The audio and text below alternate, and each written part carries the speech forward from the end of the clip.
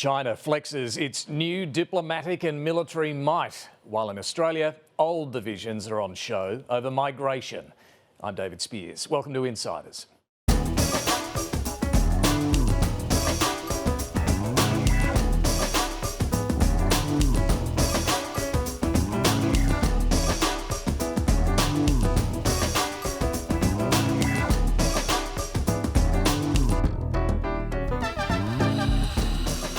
After last Sunday's marches featuring flag-waving protesters and even some neo-Nazis, the immigration debate inevitably flared in Parliament. For the Liberals, the debate exposed sharp divisions within its own ranks after comments from Jacinta Nampijinpa-Price about Indian migrants. It took the shine off an otherwise successful week for Sussan Ley, forcing a government back down on aged care. Nothing, however, was spoiling the party in Beijing. The parade of tanks, missiles and foreign leaders was a triumph for Xi Jinping. Dictators from Russia and North Korea were there, and curiously, they were joined for a group photo by Dan Andrews. The leaders of China, Russia and North Korea have made their first public appearance together at a big military parade in Beijing. Xi Jinping flaunting the newest arsenal in his war kit. His burgeoning army firing a warning shot to the rest of the world. 中华民族是不畏强暴、自立自强的伟大民族。 A chance to showcase a new world order. The Indian Prime Minister, once a US ally, is moving closer to Beijing. I thought it was a beautiful ceremony and they were hoping I was watching, and I was watching. Stunningly choreographed, right down to the red carpet arrivals of despised rulers and Dan Andrews. The former Victorian Premier, even in the class photo. This is a propaganda campaign. Daniel Andrews has chosen to be part of it. Former Foreign Minister Bob Carr is also in Beijing, attending a reception, but not the parade. Dan Andrews can speak for himself. He can defend himself.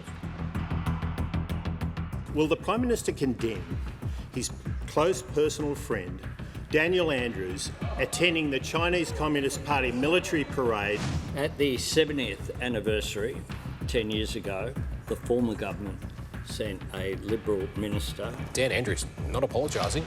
If it was me, it'd be a definitely no. I would not be attending that. I would so hope that we all should be mindful of the message that our presence and engagement sends, as I certainly am. Is it worth it for self-interested business purposes? The Australian government took a decision not to go. I think Dan should have taken the decision not to go as well. Will the Prime Minister show the necessary leadership to join with us and so many other Labor leaders in this condemnation? Yeah. They are delulu, Mr. Speaker. When the Prime Minister of this country doesn't have the spine to condemn his former flatmate. I am not responsible for what every Australian citizen does. The President said to rebrand the Defence Department the Department of War. I think it's a much more appropriate name. We have the strongest military in the world. We have the greatest equipment in the world. We have the greatest manufacturers of equipment by far. There's nobody to even compete. My guest this morning is Opposition Leader Sussan Ley. First, let's check what's making news. The heads of major government departments say they can make major budget savings through greater use of artificial intelligence. Shane Wright reports in the 9 newspapers. The boss of Services Australia is amongst them. He believes AI, with human oversight, could be used to detect fraud. It comes just days after the government agreed to a huge class action settlement over the robo-debt scandal. One we can reveal this morning, the Prime Minister is set to meet the President of Turkey later this month in an effort to break the deadlock over who will host next year's climate summit. Australia and Turkey have been in a long-running standoff over the rights to host COP31, which will draw thousands of delegates. The two leaders will meet on the sidelines of the UN General Assembly. And China has criticised Australia and Canada for sailing warships through the Taiwan Strait. The Canadian frigate and Australian destroyer were followed and warned. The Chinese military said they engaged in troublemaking and provocation. We're going to start with China's diplomatic and military show of force. Most of the headlines here focused on Dan Andrews. But from the Australian government's perspective, the rapprochement between China and India was the most worrying development. This has been driven by Donald Trump's tariff hit on India. And the US president appears completely untroubled by this strategic shift. Senior government figures here are aghast and fear this could mean the end of the Quad, a grouping that's kept India close to the US, Australia and Japan as a counterweight to China. Let's bring in the panel. We're joined this week by Karen Middleton, Raf Epstein and Ashleigh Raper. Very good morning to all of you. We'll get to Dan Andrews and there's a bit to talk about there with the rather bizarre photo of him with the other leaders. But Karen, just on the significance of Narendra Modi being there with Xi Jinping and Vladimir Putin in China, it was his first visit in about 7 years to China. There is concern here in Australia about it. Why does this matter? It's hugely significant. Australia's been building relations with Australia's been building relations with India, and the quadrilateral dialogue, the Quad that they talk about, drew the United States, India, Japan and Australia into this group that really was set up as a counterpoint to China's authority. So India is making a statement, if we didn't know already, that it is moving away from the United States. There's been tension between Narendra Modi and Donald Trump.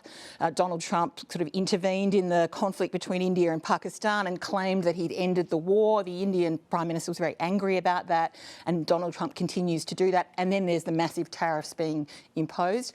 This is a bad sign for the stability of the security networks that we see around the world at the moment. And remember when Anthony Albanese was first elected, he jumped on the plane and raced straight to that meeting of the Quad. That's how important it was before. I think he'd just been sworn in.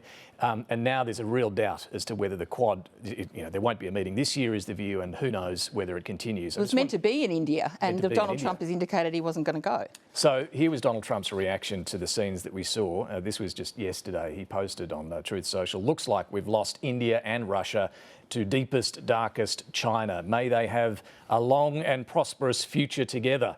I mean, Raf, it is pretty dismissive. Oh, look, we've also got a world that's run by people who troll each other. You know, Xi's words at that parade are that we are the great nation that will never be intimidated by any bullies, and China is unstoppable. When he says we will never be intimidated by any bullies, Putin and Modi are there. Like, they are directly trolling each other. Narendra Modi, who's there, by the way, it's only 7 days since the tariffs that America imposed on India began, hasn't been to Beijing for 7 years. Narendra Modi gets into Putin's limousine and says, always love having insightful conversations with this guy. So they're trolling each other.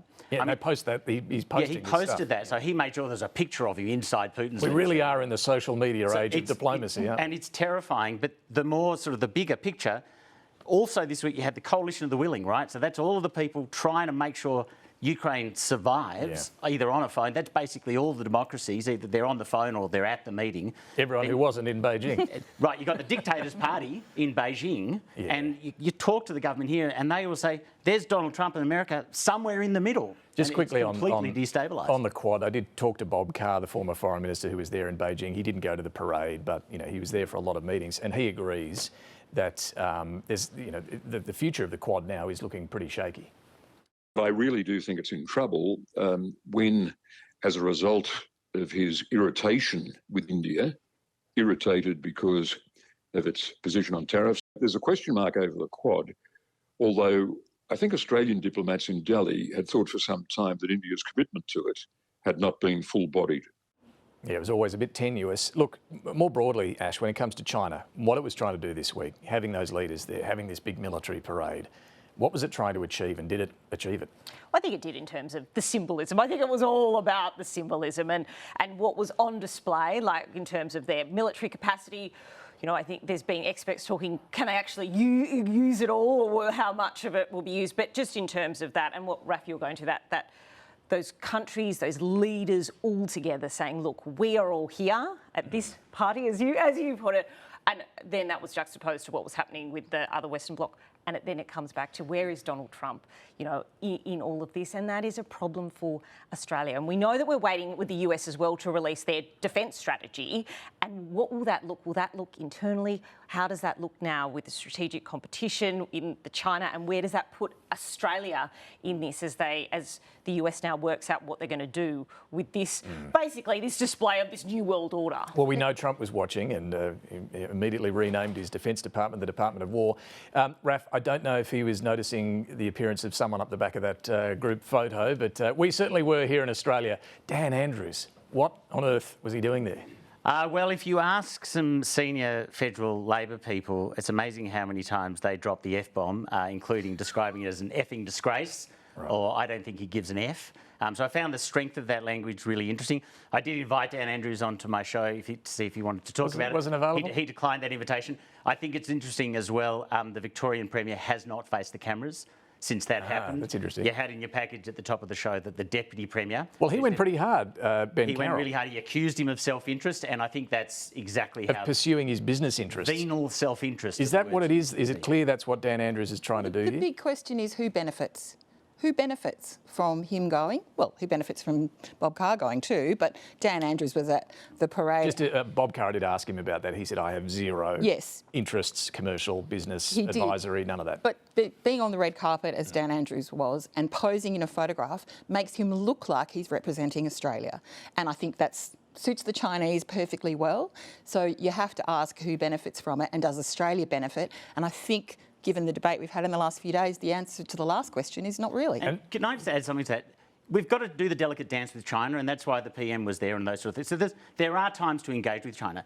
The biggest thing for me, there's never a good reason to be in a photo with Vladimir Putin. Like, end of story. Kim Jong-un. End of story. Or the president of Iran, whose ambassador we've just kicked out. There's a list of them. Yeah, it was a problem. It wasn't the problem with China. No. It was the other people that were in the photo. That was the real And also, problem. it's what China's saying. So again, sometimes we need to talk to Iran, even if we've just kicked them out. What's going on in Beijing at that moment, as well as saying we've got these underwater drones, and I think the Chinese state media called one of the missiles an aircraft carrier killer. So beside all of that, America's retreating. China is advancing. America is not reliable. America is not stable. China is stable. So if you're there on that day, how much are you helping them? And so the Prime Minister, as we saw, cops a barrage of questions all week about this after that photo emerges. And I guess the strongest he came to, well, he didn't really criticise or condemn Dan Andrews, who we know he's been close to, helped him during the campaign with debate prep.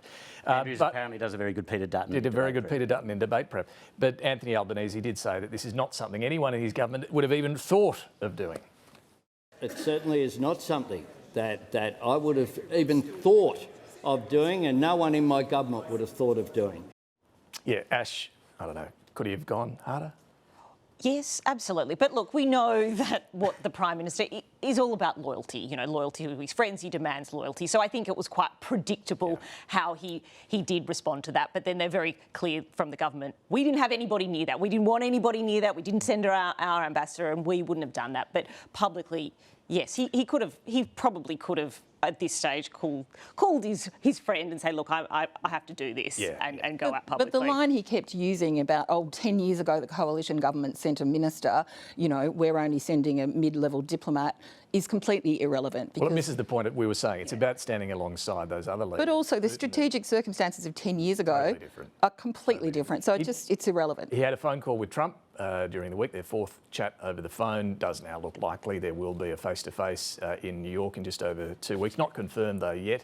It was warm, it was constructive. I'm told they didn't specifically talk AUKUS, but the government's pretty relaxed about where this is heading in the US. How important was that phone call, do you think?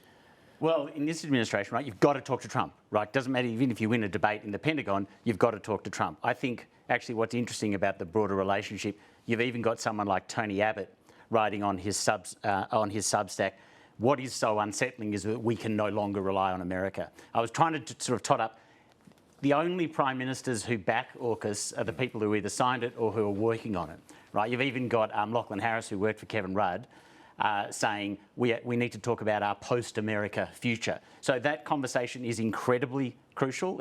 You've got to have that conversation. You want to have the meeting. I think there's a real media bloodlust to want to watch that meeting. Is it going to be like Zelensky? And I don't think Anthony Albanese himself is obsessed about it. No. Well, they say the best evidence is the tariffs. But as you say, it still matters because both sides, both governments, the administration there, the government here, need to have the direction set from the top about things like AUKUS and trade and all of these things. You mentioned the readout from the Australian side. There was no readout from the American side, which there usually is.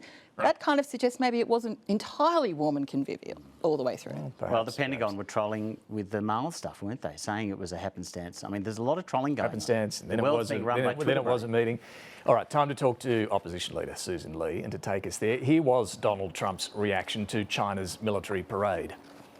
They're only doing this. They're looking to, when they did what they did, I thought it was a beautiful ceremony. I thought it was very, very impressive.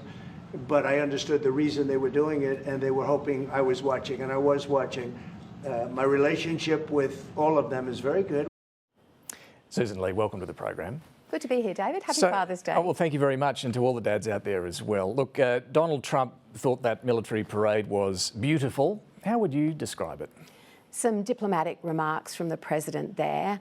What we saw was a demonstration of a significant military build-up in our region, David, and that gives us an opportunity here at home to reflect on our own defence policy and foreign policy. And we've been saying that defence spending should increase to 3% of GDP, and that's an important reminder. For us, it's about avoiding conflict. It's about peace through strength. But it's about recognising the increasing tensions in the region. So, I mean, the images that we saw in that parade, and we've got one of them here, the long-range missiles in particular, they can be intimidating for the region to see some of these images. Are you saying that we need to increase our defence spending because of stuff like that? We've said that for a while, and we've seen the Labor Party hollow out defence spending, using AUKUS funding to cannibalise the rest of the defence budget. Now, a significant display of military strength, as we saw from the Chinese Communist Party, is a reminder at this point in time. It's also a reminder, can I say, David, about what Prime Minister Albanese could do to step up engagement with regional partnerships. Regional engagement matters at this point in time, and your panellists were reflecting on the status of the Quad. It's now more important than ever that the energising of the Quad take place. We did it when we were in government before, and it is all about a peaceful, free Indo-Pacific. Well, I will ask you about the Quad, but just to be clear, when we see those sorts of scenes from Beijing, do you believe China poses a threat to Australia's security interests? Our trade relationship with China is strong, enduring and important. But I've said we need to be clear-eyed about rising threats in our region, and we need to stand up for our values and call out behaviour of the Chinese Communist Party when we see it crosses the line. And I just want to refer to the circumnavigation of Australia, the live firing exercises, which we strongly called out and the Labor government did not. But does calling out China mean saying it is a threat? What it demonstrates is we need to engage with our regional partners. That brings me back to the Quad. That's a significant forum in which Australia can play a very important and prominent role. Now, I'm not going to be directly critical of the Prime Minister. I'm going to say there is an opportunity for him right now to step up and push for that in-person meeting of the partners later this year. So, yeah, I mean, this was the moment where you see Narendra Modi with Xi Jinping and Vladimir Putin, but he's there in China. It's a really significant moment. And we just showed Donald Trump's reaction to it as well, effectively saying, good luck to the three of you. Are you saying that Australia can actually still pull the Quad back together? Look, I'll leave. India needs to navigate its own path through the current great power politics of our time, and it's traditionally been non-aligned. I don't necessarily agree with the remarks that the President made about the relationship with India. But the Quad is vital. Former Prime Minister Morrison energised the Quad, brought more activity, individual meetings of the four countries at the highest level. All of this should be taking place, and I await with interest to see whether our Prime Minister is going to step in and step up in that important forum. What can he do? If Modi and Trump have an issue, what can the Australian PM do? Well, this seems to be the Australian PM's reaction to a lot of things, to be a bystander. Look at his approach to the US relationship. Of course, there are four countries in the Quad. Australia is a very important one. Let's make sure that Anthony Albanese can bring them back together, Modi and Trump. I think it's unfortunate that Anthony Albanese's relationship with the US is drifting the way it is now. Look, it's 300 days since the US election. They just had a phone call. they had a phone call, but has there been a White House readout on that phone call? Look, pleasantries and small talk are fine, but I think we need more at this time. There's a laundry list of issues that we need to raise with the US, and that should be done face-to-face, man-to-man. Let's turn to migration. Your Shadow Minister, Jacinta Dumpenjimpa-Price, suggested Indian migrants were being brought in to boost Labor's vote. What went through your head when you heard about those comments? David, the comments were wrong. They were not correct. They should not have taken place, and corrections have been made. They will not be repeated. They will not be repeated. But what I said subsequent to those comments, and what I want to say now as well, is to express my deep appreciation to the Indian community for all they have brought to Australia, for all they continue to bring, for their representation in every forum of Australian society, whether it be as community volunteers during bushfires in my own electorate or professionals in engineering, science, technology and medicine. We value, respect and love our Indian community, as we do all of our migrant communities. And I made that point subsequent to those remarks because I did hear from the Indian community that they felt hurt at what they heard. Yeah, and I think you're going to see the community in Sydney later today. You said they were wrong. Jacinta Price hasn't said they were wrong. Well, they were wrong, they have been corrected and they won't be repeated. Did you counsel your Shadow Minister about this? I won't go into conversations that I have with colleagues, and obviously for reasons that people would understand, we all have conversations. Have you spoken? You at least tell us you've spoken. Look, I speak with colleagues all the time. I'm not going to go into... Surely on this one, where something wrong has been said, something that's incorrect, something that has hurt the community, we would expect that as leader you would talk to your Shadow Minister. David, I want to say in the clearest possible terms that yes, the comments were wrong. They shouldn't have been made. They were corrected. And Jacinta is undertaking her own engagement with the Indian Australian This goes community. to your authority as leader. Surely you can say whether you spoke to and counselled your Shadow Minister. My standard approach is not to discuss private conversations, and that's something that I think all colleagues respect, and it allows us to have those private conversations in the way that we need to, when we need to. Let me ask you this. Often one of the hardest words politicians find to say is sorry. Senator Price is certainly not apologising. She's made that clear for the comments she made. Will you, on behalf of your senator, offer an apology? What I have offered to the Australian Indian community is my full support, my deep appreciation, my ongoing warmth for what they bring to this country and how we value them as migrants. And I want to say this too, David. We vote every 3 years, but we are Australians every single day of every year. Understand that, but you won't say sorry? I want to say how I feel, and I want to say to the Indian community how much we value their contribution to this country. Now, that's not something, by the way, that I'm saying today or this afternoon when I meet with many of them in Sydney. It's part of my ongoing engagement with not just the Indian community, but the Chinese community and indeed all our multicultural communities ongoing. But no apology? Well, others will make their own remarks. I know that as leader, the most important message that I can send is that appreciation of our Indian community, heard directly from me as leader. More broadly on migration, you think the number of permanent migrants being brought in is still too high. Which category do you want to cut? Is it the skilled visas or the family reunion visas? Well, migration under this government is a complete mess, and I mean that, David, because you can never get the information from the government about what proportion of individuals are here, under what visas, with what conditions attached to those visas.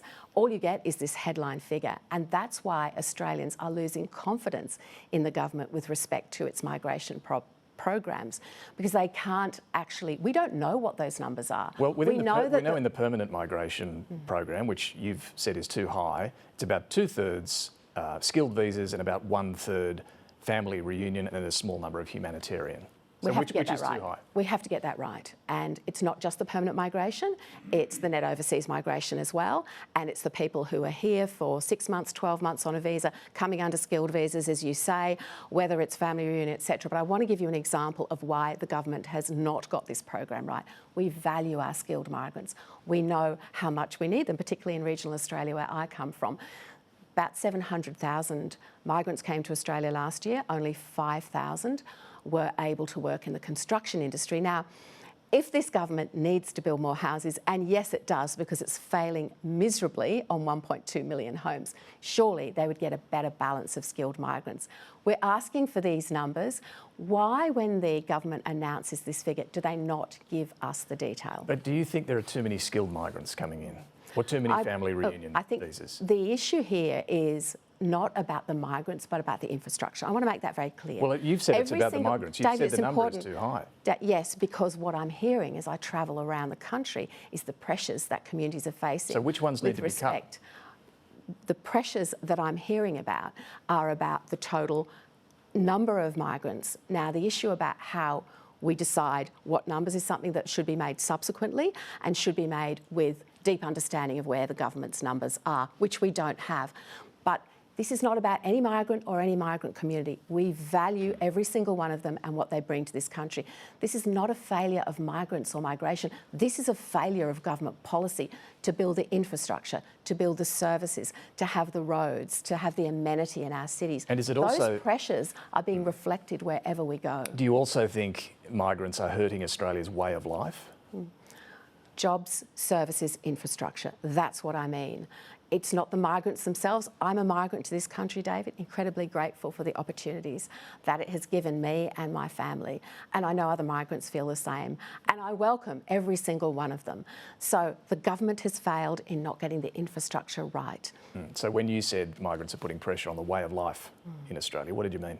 I meant jobs, infrastructure, roads, traffic, the commute to work, hospitals, schools, and they're all failings of public policy when it comes to this government actually building the society and the infrastructure that we all deserve as Australians, including our wonderful migrant communities. I want to turn to aged care. The government did back down during the week and it's now going to provide 20,000 immediate home care places. Do you think there's the workforce there to deal with that increase? Yes, I do. And I want to reflect on what we achieved this week, and it was on behalf of elderly Australians who desperately need aged care packages in the home. We all know that difficult decision where someone in your family needs to go into residential aged care and how really, really difficult that is. The longer people can stay in their homes, the better. Unfortunately, under this government, breaking a critical promise about 83,000 new home aged care packages, Australians were dying waiting for these packages to be delivered. What we were able to do, Senator Ruston and the team, was to effectively force them to release 20,000 packages before the end of this year, 40,000 in total. In other words, make sure that they kept their promises. So they can spin it which way they like in terms of negotiations and deals. David, this wasn't a deal, it was a defeat. Not by us and on behalf of us, so to speak, but for every single elderly Australian that deserves better care. On the workforce, though, around 40% of the aged care sector are made up of people on temporary visas. The sector needs them badly. Do you have any problem with that? The sector is ready. Now, we had a great work done with the number of temporary visa holders working in aged care? This is part of what you've just previously asked me. We need to have the right balance of migration. Is that okay? Is that the right balance?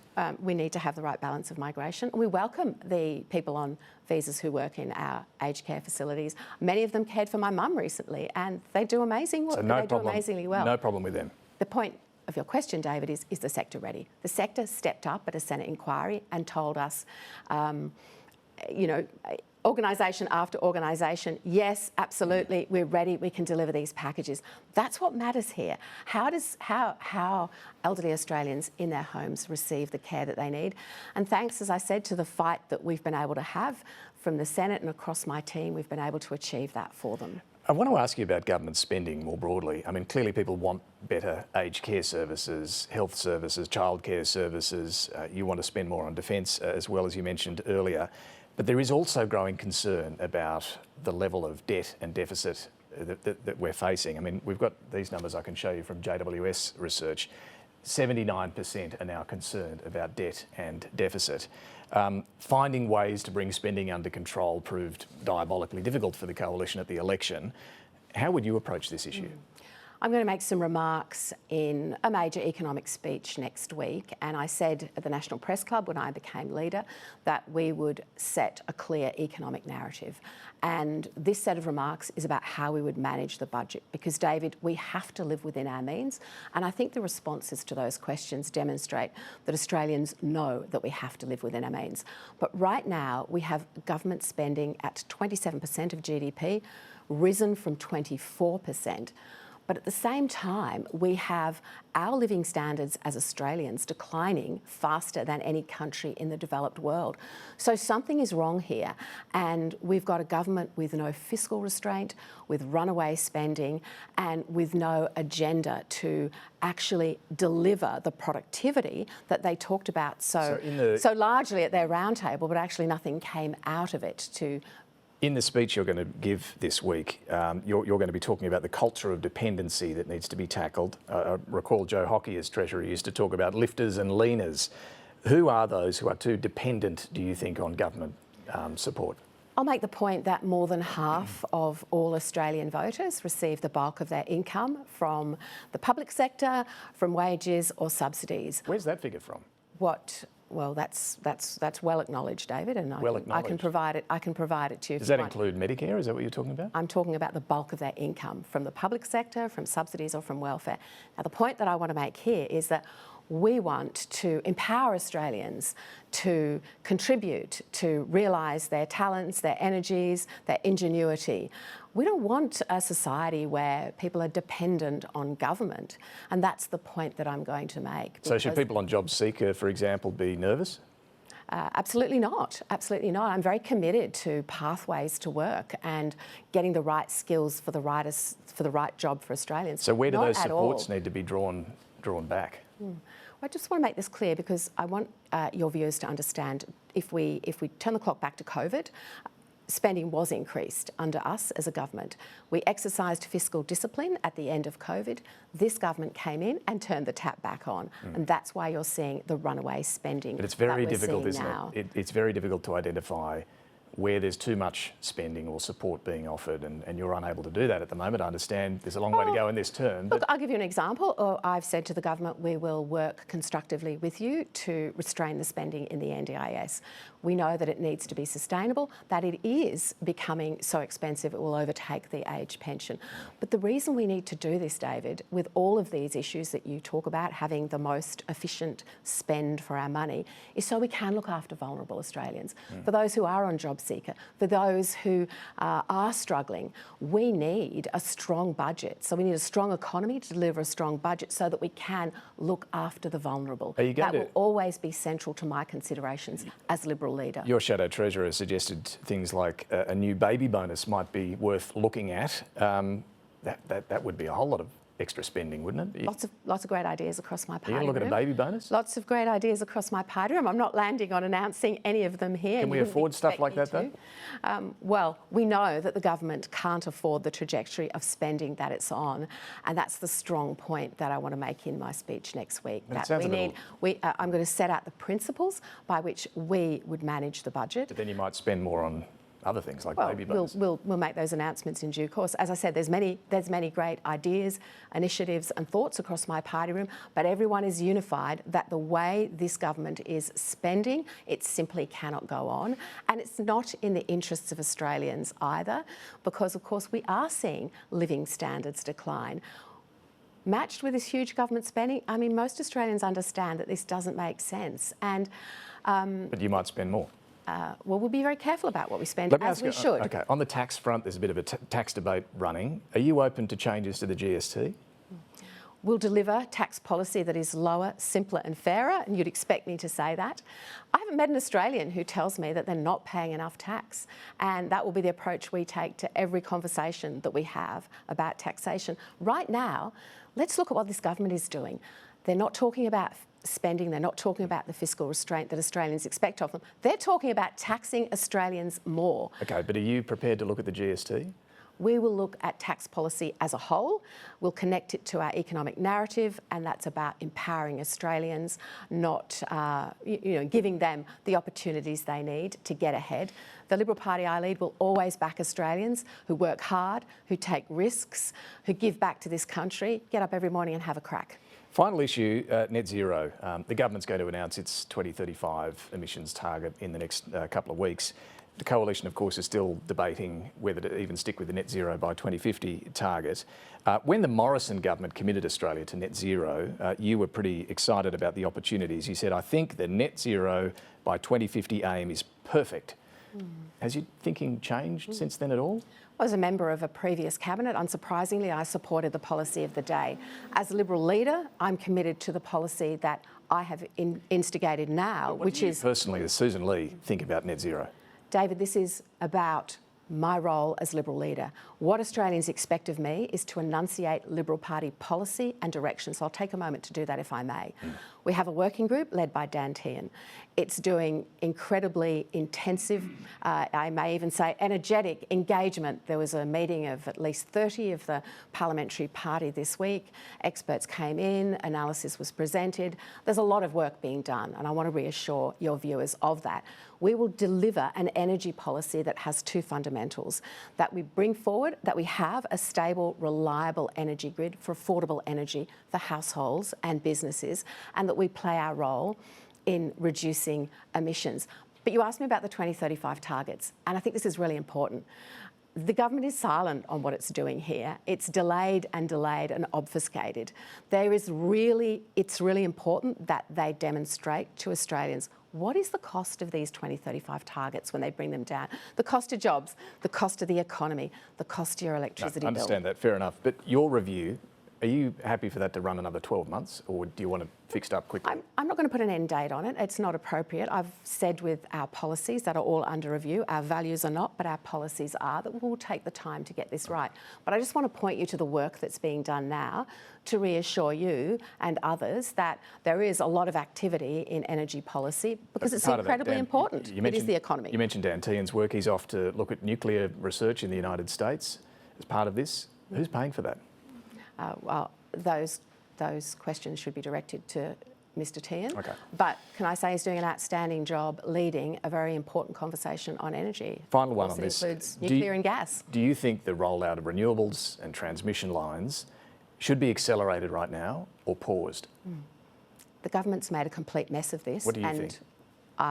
It should not be done without social licence. And that's critical because when tractors chased the Prime Minister out of the Ballarat Bush Summit, that was the message they had for him. Did it accelerate the rollout or pause? Take time to get it right. Pause? Well, what the government's done, David, is say that there'll be 82% of renewable electricity by 2030, and clearly that's not possible. Now, I know the role that renewables need to play in our future economy, but I also know that you have to get the transition right, and you have to do it with people, and you have to include farmers and people who are affected, and not just bulldoze over the top of communities, as we saw the government do with the offshore wind farm in the Hunter, as we've seen them do with transmission lines. Social licence is vitally important. Australians need to have their say on this. Sussan Ley, really appreciate you coming in this morning. Thank you.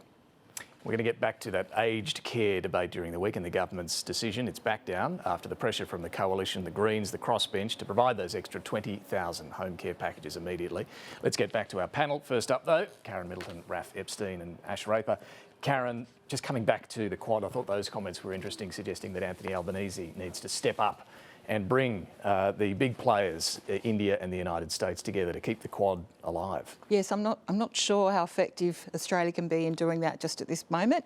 Probably need to have a meeting between our Prime Minister and the President before that can occur, but it's an interesting position. And a reminder that it matters to Australia, that this is bipartisan, the view that the Quad is actually really important. Yeah, I mean, this region, we're in this region, these are big powers in this region. Everyone's concerned about China's intentions, particularly in terms of Taiwan in the next couple of years. It's been an important sort of counterweight, that organisation, to China sort of exerting its influence in this region, and any diminution of the Quad is a concern for Australia. Just on what America cares about, the Department of War. So the guy who's pushing the Department of War, Pete Hegseth, at his confirmation hearing, he couldn't name a single country in ASEAN. He couldn't name a single country. more than half of the ASEAN countries were in Beijing on Wednesday. Wow. Including the Indonesian president. Yeah, including the Indonesian president, so Malaysia. So I guess the sentiment's okay from Sussan Ley that you want the Quad to be revived, but it's a whole different ballgame. And the concerns over the Quad falling apart under Donald Trump aren't new. Like, we went to Delaware with Joe Biden. You know, the Quad was really elevated under Joe Biden and his presidency because he saw the Pacific and was really interested in the Pacific. And there was big concern with the last Quad, and we were there, and he held it at his school hall, like, to show what he'd done under that. So there were concerns then that the Quad was going to fall apart. And after this week, you know, those concerns really, you know, come home. Yeah, exactly. Let's get to the migration debate, and we'll come to Jacinta Price and what we just heard there from Sussan Ley. But maybe we just start with the PM, because I want to show you his reaction. Obviously, he condemned the neo-Nazi involvement, but here's what he said about the others who marched. There's always good people will turn up to demonstrate their views about particular issues, but what we have here is neo-Nazis being given a platform. So how did that comment, Ash, go down with his colleagues, and what's he trying to do with that sort of comment?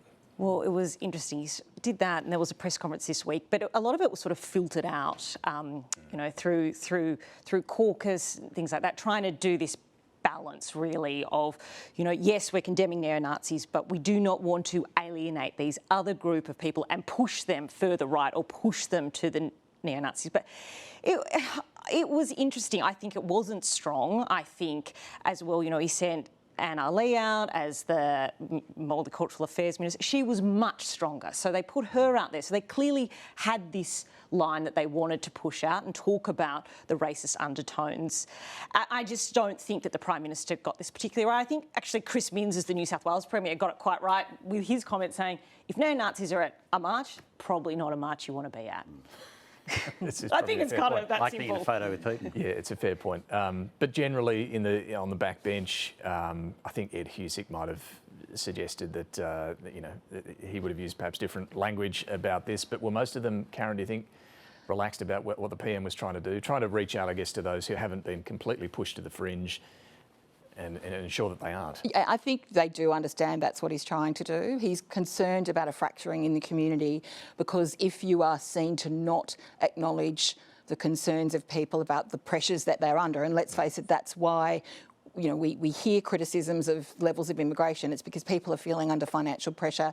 You know, Sussan Ley mentioned infrastructure. She's trying to walk a very tricky line there because she has been linking immigration with, you know, failure of government services, etc. People have legitimate concerns about that. But when you go to a march, you know, there are other people who might turn up or who might indeed have organised it. He and his party, the Prime Minister, need to be acknowledging the legitimate concerns of people. They don't want to alienate those people, but at the same time, they're trying to distance themselves from the extremists who will always take advantage of unhappiness and unrest in the community like this. Clearly, on the coalition side, it was a far more difficult week on the migration debate after these comments. Let's show them of Senator Jacinta Price talking to Patricia Karvelas on Afternoon Briefing. As we've seen, you know, you yourself mentioned that there is a concern with the Indian community, and only because there's been large numbers, and we can see that reflected in the way that the community votes for Labor at the same time.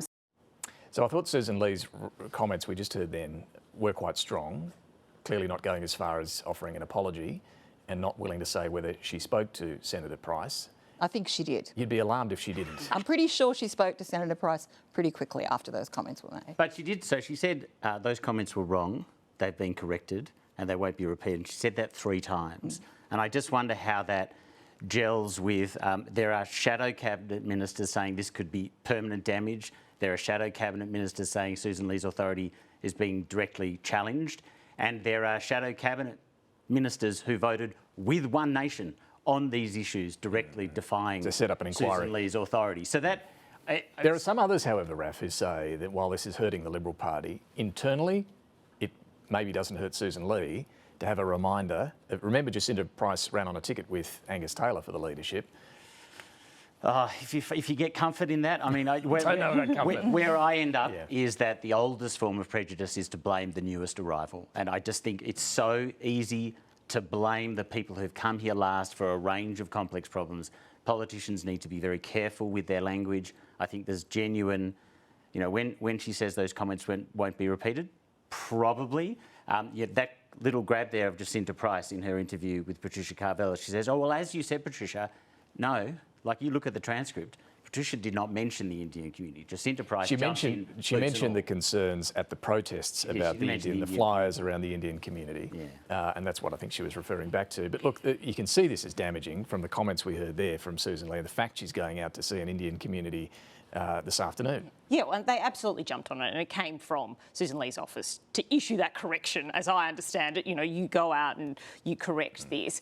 And they are concerned, and they've actually tried to really get on the front foot after these comments in terms of Paul Scar, their shadow immigration minister, doing videos, doing a lot of outreach, because they do know that this is a problem, and it was a problem at the last election, and Sussan Ley acknowledged it as well, that they do have a problem with migrant communities, certain migrant communities, not just now the Indian, and this just exacerbates that problem and shows how much work they have to do, and this was a big step back that happened this summer. You can understand why the Indian community would be upset by the comments that Jacinta Price made, because the implication is their only value is in which way they vote, and of course that is not right. I mean, the Indian community's contribution to Australia is huge. Yeah.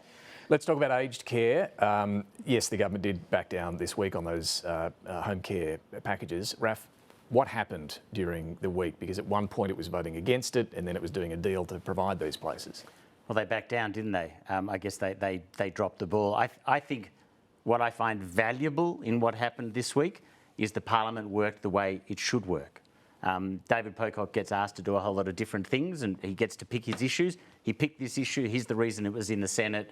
The number came out in the Senate, about 120,000 people sitting there waiting to be assessed, and the coalition got organised. Like, that was a really organised series of questions bashing a new minister over the head.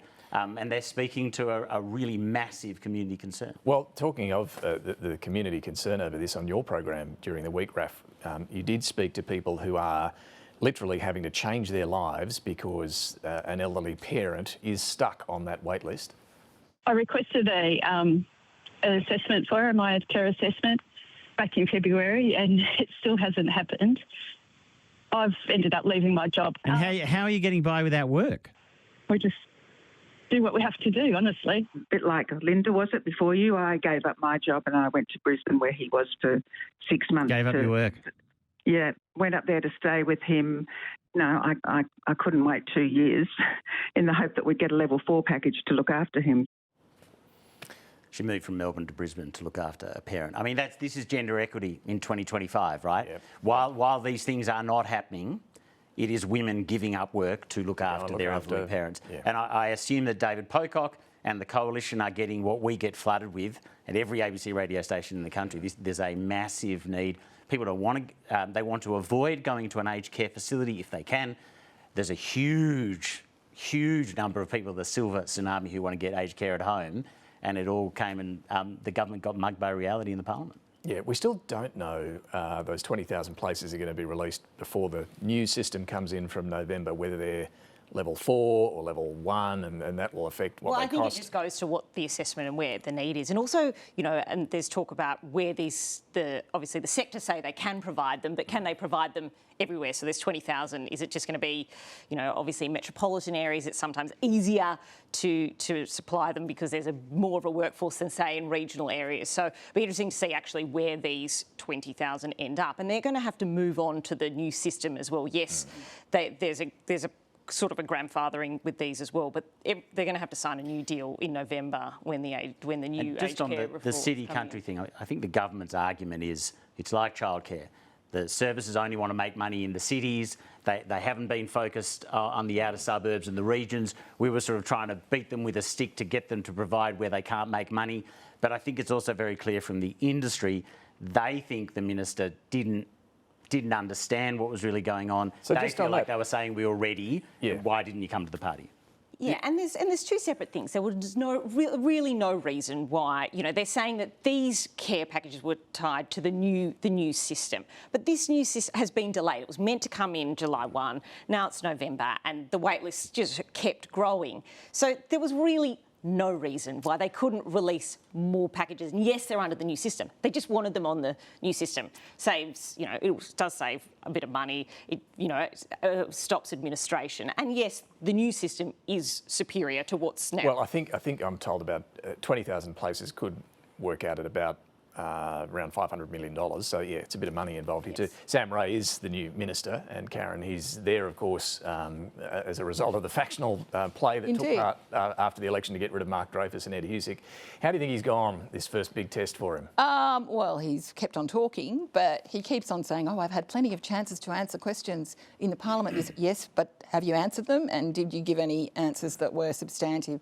So he has survived, but I think it's interesting that he was given this portfolio. He's a factional heavyweight, an ally of Richard Marles in the Victorian right. He sort of forced his way into the ministry in controversial circumstances at the expense of Mark Dreyfus, who was kicked out of the ministry. He's been given a portfolio that is very hard and not very glamorous, and he's being tested at the moment. So we'll see. There's still some questions about the detail of this whole new system. The Inspector General of Aged Care brought out a report that was delayed, was actually dating back to May. It's raising concerns about things like the co-payment for some things that are called non-clinical care, like doing the laundry and showering. Well, those things are technically non-clinical until you can't afford to pay for them and you don't do them. And if you don't shower and don't wash your clothes, they have a health impact pretty quickly. Absolutely. So there's still a lot to look at in that whole new system. And aged care has long been a hot potato of a portfolio. We remember Bronwyn Bishop and the kerosene baths. And didn't Howard have to go into current affairs suddenly one night at 6:30 and talk to Ray Martin and sort of try and clean up that mess? Yeah, he did. So anyway, we'll see how things go from here for Sam Ray. Our panel, Ash Raper, Raf Epstein, Karen Middleton, back shortly with some final observations. Time now for Mike Bowers and Talking Pictures.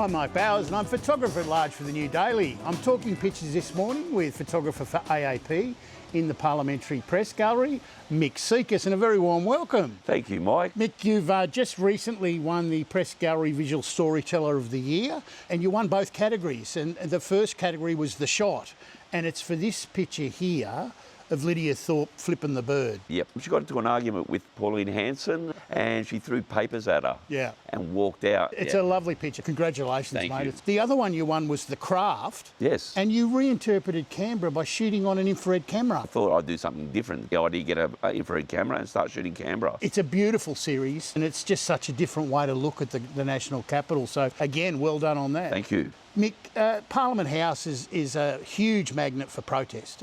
And Sunday, of course, saw the anti-immigration ones come here. Yes, a lot of Australian flags, more than Australia Day. Pauline Hanson turned up to a hero's welcome. Oh, they loved her. They went crazy. Certainly was a lot of flags, both blue and red ensigns. We're used to seeing a lot of these protests.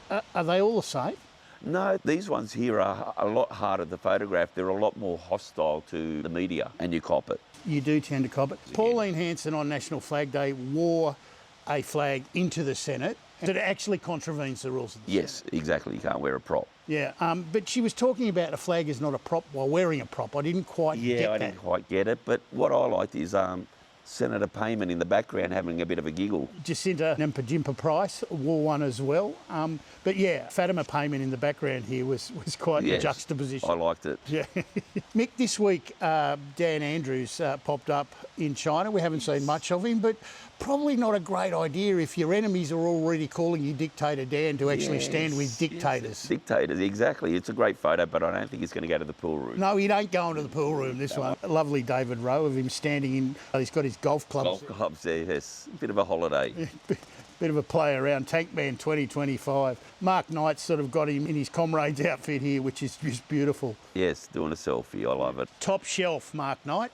Mick, Sam Ray is a new minister. He sort of burst onto the scene. Nick Xenophon was always known as having the best hair in Parliament. I think Sam Ray's replaced him. Absolutely lovely head of hair. I wish I had it. Yeah, wish I had it too. How do you think he went? Because he was under a fair bit of pressure this week. He batted well. Great photo. Yeah.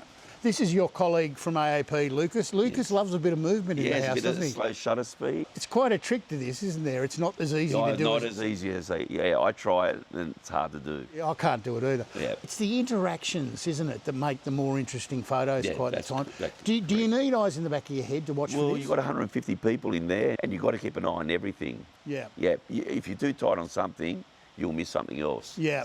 Michaelia Cash is your favourite politician to photograph. Yeah, she's one of my favourites. You've got a collection here from across your time with her. Yes. She certainly is expressive. Very expressive. Yeah. Yes. And the hands are part of it, right? And the facial expressions. She didn't like it when that photo was taken. The open mouth one at Senate estimates. Yes, but my relationship, as I say, with politicians, cat, mouse.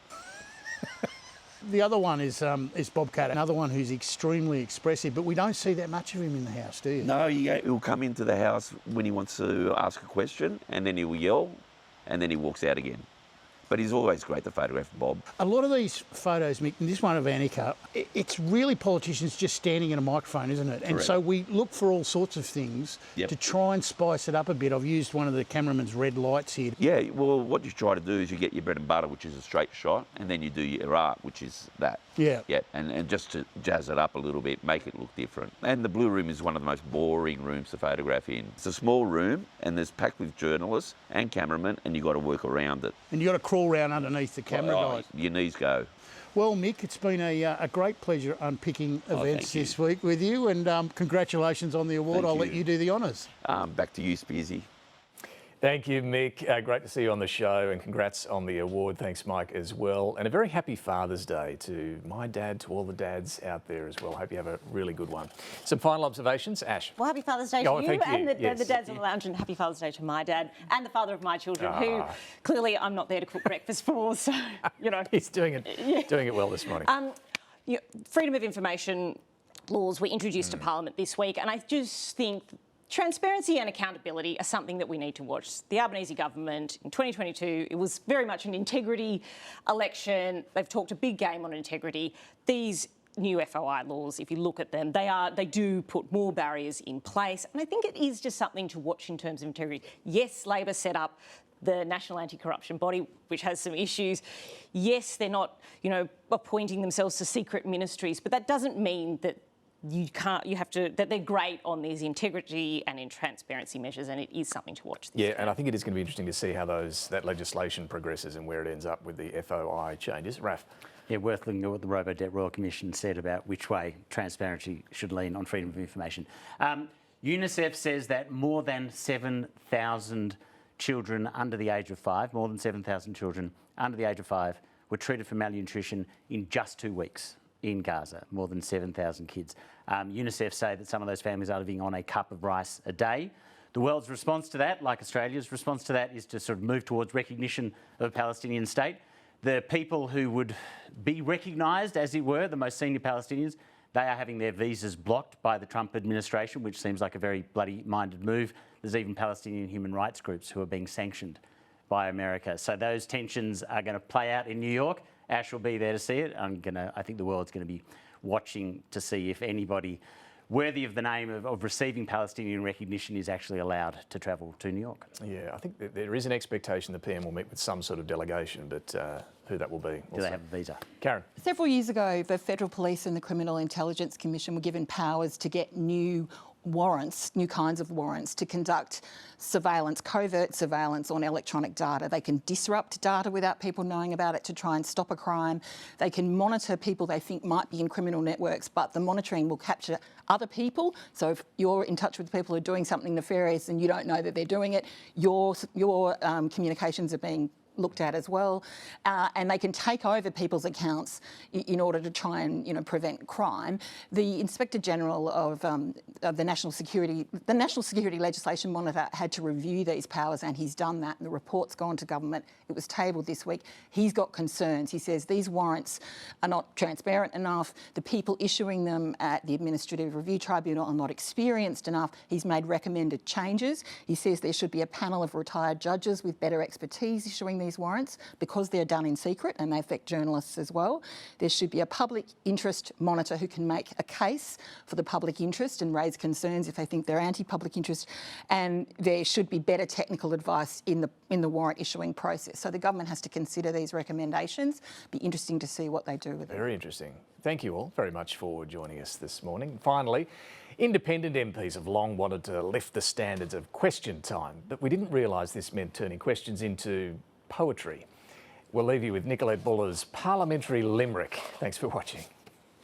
We need an emissions reduction goal. Go high, said the science. That's your role. Will the government have ambition, take a 75% position, or side with the sellers of coal?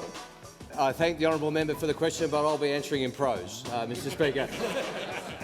And I'll be answering in terms of the climate change. I'm sorry to disappoint. You're making us all feel very excited about being here.